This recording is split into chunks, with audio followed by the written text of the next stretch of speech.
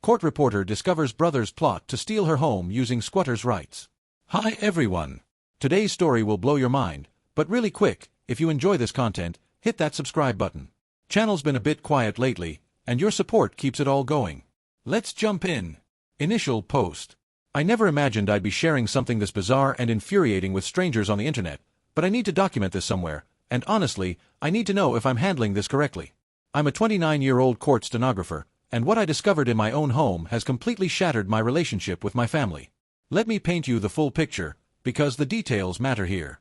I've been working as a court stenographer for 7 years now, the last 4 at our county's Superior Court. It's demanding work. People don't realize that court reporters are responsible for creating perfect verbatim records of legal proceedings. One missed word, one error in transcription, and an entire case can be compromised. I typically work 10 to 12-hour days, especially during complex trials. Last year alone, I transcribed over 2 million words of testimony. The job pays well though. Well enough that 2 years ago, I was able to buy a modest 3-bedroom house in a decent neighborhood. Nothing fancy, but it's mine. The house has a fully finished basement, about 1,200 square feet with its own bathroom, which the previous owners had used as a mother-in-law suite. When I bought the place, I decided to use it primarily for storage since I live alone and don't need the extra living space. My older brother is 31 and owns a CrossFit gym on the other side of town. Well, owns might be generous. He leases the space and the equipment, and from what I can gather, he's been struggling to keep up with payments for the past 2 years. Growing up, he was always the charismatic one, the natural athlete who could charm his way through life. Our parents funded his various business ventures throughout his 20s, a supplement company that folded, a meal prep service that never launched, a fitness influencer career that peaked at 800 followers. Meanwhile, I was the boring one. While he was posting gym selfies and talking about grinding and hustling, I was actually grinding through court reporting school, learning to type 225 words per minute with 95% accuracy. While he was launching his 3rd failed business, I was building my reputation at the courthouse, becoming the go-to reporter for complex medical malpractice and corporate litigation cases. The relationship started souring about 3 years ago when it became clear that my boring career was significantly out-earning his entrepreneurial ventures. Family dinners became insufferable. He'd make comments about how I was just typing what other people say, and how real success comes from building something of your own. Our mother would nod along, still convinced that her son was one breakthrough away from being the next fitness mogul. 5 months ago, he approached me with what seemed like a simple request. He said he was renovating his gym and needed somewhere to temporarily store some equipment. He showed me photos of new flooring being installed, construction permits, the works. Could he use a corner of my basement for maybe 6 to 8 weeks? Against my better judgment, but wanting to maintain family peace, I agreed. I gave him my spare key and told him he could use the northwest corner of the basement, away from my holiday decorations, old furniture, and filing boxes. That was in June.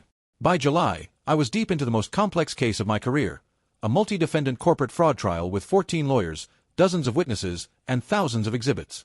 I was leaving my house at 6 a.m. and rarely getting home before 10 p.m. Weekends were spent proofreading transcripts and preparing real-time feeds for the following week. I basically lived at the courthouse. I started noticing odd things in August. My water bill, typically around $40, jumped to $95. The electric bill went from $120 to $275. I called the utility companies, thinking there must be a mistake or a leak somewhere. They confirmed the usage was accurate. I made a mental note to investigate when the trial ended but didn't have time to deal with it then. Then came the little things. I'd buy a box of granola bars on Sunday, and by Wednesday, half would be gone. I started questioning my memory. Was I stress eating without realizing it? A new bottle of laundry detergent seemed to empty twice as fast as usual. The bathroom upstairs would smell faintly of unfamiliar cologne. My Netflix account showed recently watched shows I'd never heard of. Last Tuesday, everything came crashing down.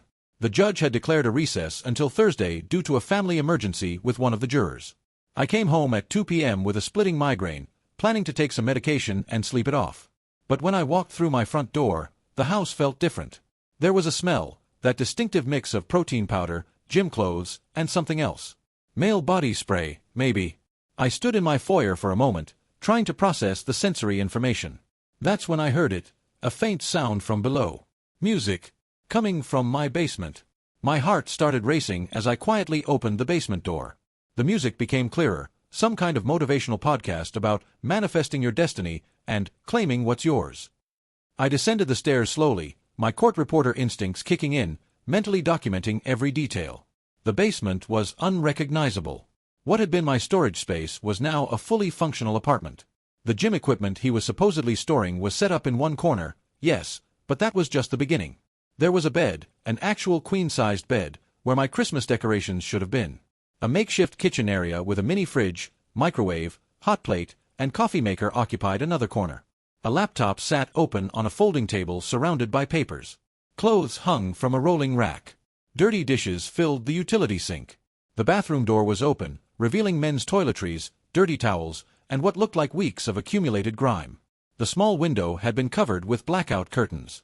Extension cords snaked everywhere, creating a fire hazard that made my insurance-conscious mind reel. But the worst part was the papers on that folding table. I walked over, my hands shaking, and started reading. There were printed articles about adverse possession laws in our state. Highlighted sections about squatters' rights. A notebook with handwritten notes about establishing residency and 6-month threshold. Copies of utility bills, my utility bills, with his name added as an authorized user. Bank statements showing this address. Mail from his gym addressed to my home. One document made my blood run cold. It was a template for a rental agreement, backdated to June, with my forged signature as the landlord. The rent was listed as $1 per month, with a note about family discount and verbal agreement for property maintenance in lieu of standard rent.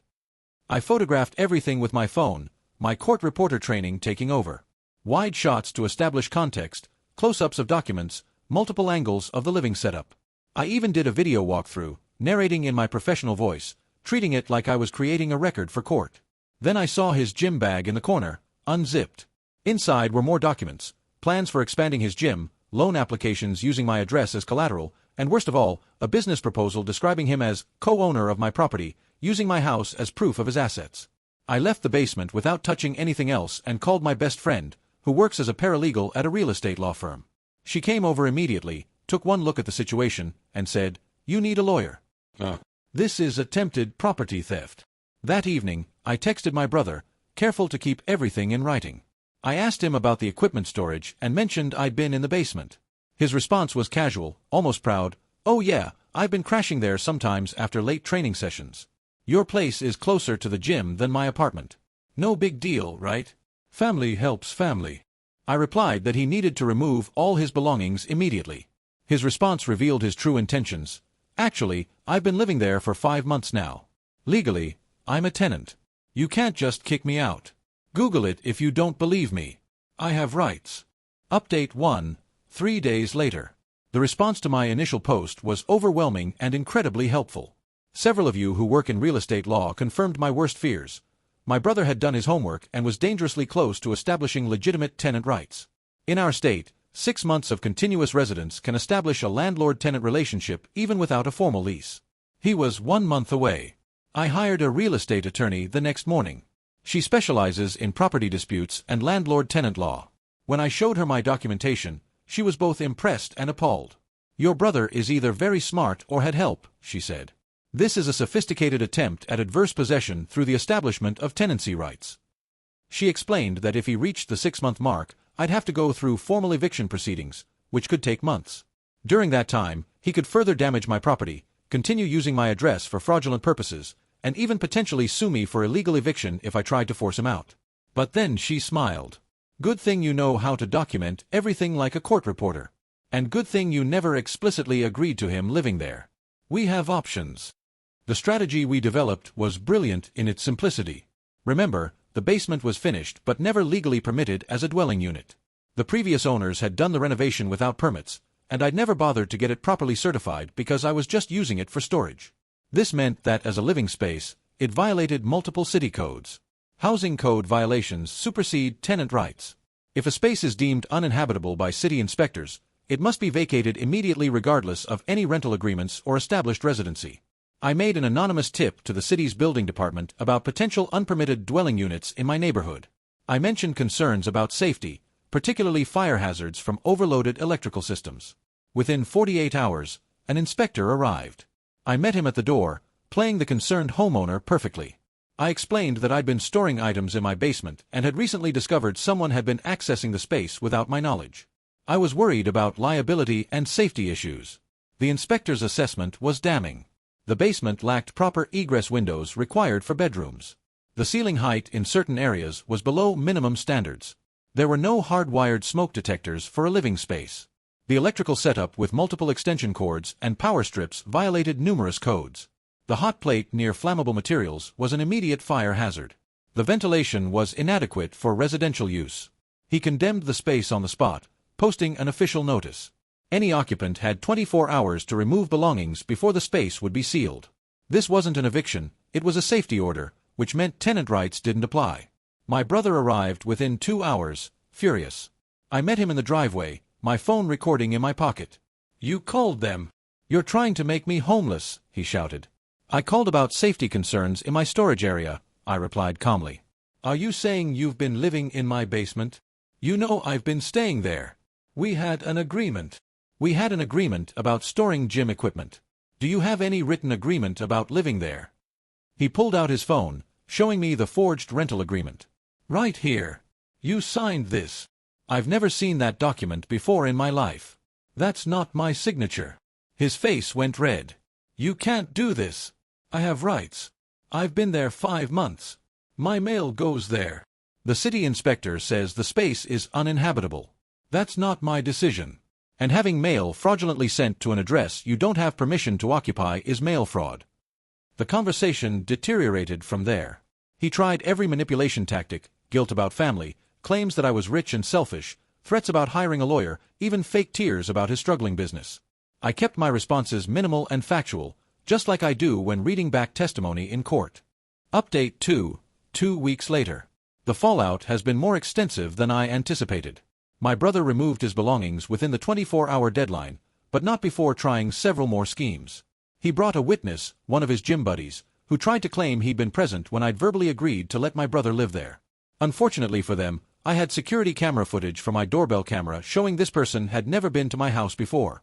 Once the basement was sealed, I filed a police report for trespassing, fraud, and identity theft. The officer who took my report said this type of family property scam is increasingly common. "You'd be surprised how many people try to steal from relatives thinking family won't prosecute," he said. The investigation quickly uncovered more than anyone expected. My brother hadn't just been living in my basement, he'd been using my address to run multiple frauds. He'd registered his gym's business address at my home without my knowledge. He'd been claiming home business tax deductions on my property. He'd applied for business credit using my address as collateral. The IRS became very interested when they discovered he'd been claiming my mortgage interest as a business expense on his taxes. The State Department of Revenue found he'd been avoiding commercial property taxes by claiming his gym was a home-based business at my address. His gym's landlord contacted me after discovering the address change. My brother had been trying to break his commercial lease by claiming he'd moved the business to a home office. The landlord is now suing him for the remaining 2 years on the lease, about $60,000. But the worst revelations came from his gym members. Several contacted me after finding my information while researching the address confusion. He'd been selling lifetime memberships for $2,000 cash, then telling members they'd only paid for annual memberships. He'd been double-billing credit cards, hoping people wouldn't notice. He'd been charging for personal training sessions that never happened. One elderly member, a retired teacher, broke my heart. She'd paid $3,000 for a platinum lifetime membership with guaranteed personal training. She'd received exactly 2 sessions before my brother started making excuses. She was too embarrassed to complain, thinking she'd been foolish to trust him. My parents initially tried to mediate, suggesting I was overreacting. That changed when I sent them the complete documentation, the forged documents, the tax fraud evidence, the member testimonies. My mother called me sobbing, apologizing for years of enabling him. My father, who'd co-signed several of my brother's business loans, realized he could be implicated in the fraud. Update 3, 1 month later. The criminal case has proceeded faster than expected. The federal prosecutor assigned to the case told me that my documentation was some of the most thorough they'd ever seen from a victim. "You recorded everything like a professional investigator," she said. I explained my profession, and she laughed. "That explains it. You probably have better documentation than most FBI agents would." The charges are staggering. Federal mail fraud for having mail sent to my address without permission. A wire fraud for the electronic transfers from fraudulent memberships. Identity theft for using my information in loan applications. Tax fraud for the false deductions and address claims. State fraud charges for the gym membership scams. criminal trespassing, forgery for the fake rental agreement. His assets have been frozen. The gym has been shuttered. The equipment was seized as evidence. His business bank accounts are under federal control. He's been staying with a friend because he can't qualify for an apartment with pending federal charges. The victim list keeps growing. Former employees have come forward about bounced paychecks and fake workers' compensation insurance. Vendors revealed unpaid bills going back years. Other gyms in the area reported he'd been poaching clients with false claims about competitor closures. The investigation revealed he owed over $50,000 in back taxes, had $120,000 in defaulted business loans, and had personally defrauded gym members out of approximately $80,000. My house wasn't his first attempted property scam. He'd tried something similar with an ex-girlfriend's condo, but she'd caught him before he could establish residency. My insurance company has been supportive. They're covering the basement remediation as vandalism and pursuing subrogation against my brother. The damage is extensive. Water damage from his illegal plumbing modifications. Mold from moisture without proper ventilation. Electrical damage from overloaded circuits. Structural damage from his gym equipment. A general contamination requiring professional cleaning. The estimate is $45,000 for full remediation and bringing everything to code. Update 4, 6 weeks later. The legal proceedings have reached several conclusions. My brother accepted a plea deal to avoid trial. He pled guilty to wire fraud, tax fraud, and identity theft in federal court. The sentence, 18 months in federal prison, 3 years supervised release, and restitution to all victims. The restitution order totals $275,000, though the prosecutor acknowledged he'll likely never pay it all. The state charges resulted in additional penalties, probation to run concurrently with federal supervised release, permanent revocation of his business license, and prohibition from working in fitness or any fiduciary capacity. The civil lawsuit I filed was settled through mediation. He agreed to a judgment of $75,000 for damages to my property, emotional distress, and legal fees. My attorney structured it as a non-dischargeable debt that will follow him even through bankruptcy. The basement renovation is complete, and it's beautiful. I decided to go beyond just restoration. I invested $30,000 of my own money to convert it into a professional home office. It's now completely soundproofed with acoustic panels and specialized insulation. I have a state-of-the-art stenography setup with multiple screens, backup equipment, and secure storage for sensitive legal documents. The bathroom has been converted into a climate-controlled document storage room with fireproof filing cabinets. The main area has a conference table for remote depositions and client meetings. The entire space is protected by a security system with cameras and biometric locks. This renovation has transformed my career. I left my courthouse position and started my own court reporting agency. I'm now contracting with 3 major law firms, handling depositions, arbitrations, and overflow trial work.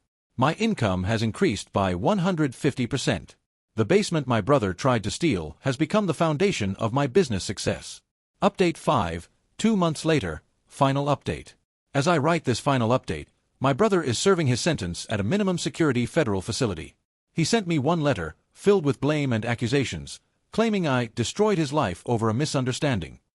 I didn't respond. Our parents have cut contact with him after learning he'd tried to take out loans in their names too. The victim restitution is ongoing. The Federal Victims Fund is helping his gym members recover some losses. Several members have thanked me for exposing the fraud, saying they'd suspected something but felt gaslit when they complained. My business is thriving. Last week, I handled 3 depositions, a labor arbitration, and provided real-time transcription for a major corporate merger meeting. The law firms I work with specifically request me for complex cases because of my reputation for accuracy and professionalism. One senior partner told me, "Anyone who can document their own family fraud case with that level of detail is someone I want handling my sensitive transcriptions." The house feels like mine again. The new security system gives me peace of mind. The basement office has become my sanctuary, a place where I control access completely. Every morning when I walk down those stairs to my office, I'm reminded that I protected what was mine. The family dynamics have forever changed. Some relatives still think I should have handled it quietly, but I've learned that's how predators thrive, in the shadows of family shame and misplaced loyalty. My parents are in therapy, working through their enabling patterns. They've apologized repeatedly and are respecting my boundaries about discussing my brother. I've started speaking at landlord associations and real estate investment groups about property fraud prevention. My case has become a cautionary tale in real estate law circles. A law professor at the local university even invited me to guest lecture about documentation and evidence preservation. The financial impact has been significant but manageable. Between insurance, the civil judgment, even if uncollected, and my increased income from the new business, I've more than recovered my losses. The basement that almost cost me my home has become my greatest asset. For anyone facing similar situations, here's what I learned. Document everything immediately. Use your phone to photograph, video, and record. Create written summaries while memories are fresh. Save all communications. Don't delete anything, even if it seems minor. Don't let family pressure override your legal rights. Crimes don't become acceptable because a relative commits them. If anything, the betrayal is worse when it comes from someone who should love and protect you. Act quickly and decisively. Every day you delay gives the perpetrator more time to establish their scam. In my case, waiting another month would have made everything exponentially harder. Use legitimate channels. Don't try to handle it yourself or resort to illegal tactics. Building codes, safety regulations, and proper legal procedures exist for a reason. Use them. Get professional help immediately. A good attorney is worth every penny. Don't try to navigate complex property law alone. Trust your instincts. I knew something was wrong for months but dismissed my concerns. Those unexplained bills, missing items, and strange smells were all warning signs I should have investigated sooner. This experience taught me that sometimes the people who share your DNA are the ones most willing to exploit your trust. My brother saw my hard work not as something to respect, but as something to steal. He viewed my success as his opportunity. But it also taught me my own strength. I stood up to family pressure, protected my assets, and turned a violation into an opportunity. The basement he tried to steal is now the headquarters of my thriving business. The documentation skills he mocked are what exposed his crimes and protected other victims. I'm closing this chapter now. My brother will serve his time, face his consequences, and hopefully, someday, understand the gravity of what he did. But that's his journey, not mine. My journey continues in my beautiful, secure home, running my successful business from the office that rose from the ashes of his deception. Sometimes the best revenge truly is living well, honestly, ethically, and successfully. To everyone who followed this story and offered support, thank you. Your encouragement helped me stay strong when family guilt almost broke my resolve. Your advice helped me navigate the legal complexities.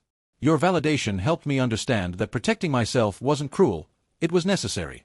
The court reporter who once just transcribed other people's stories has now written her own. And unlike my brother's fabrications, every word of mine is true, documented, and verified. Case closed.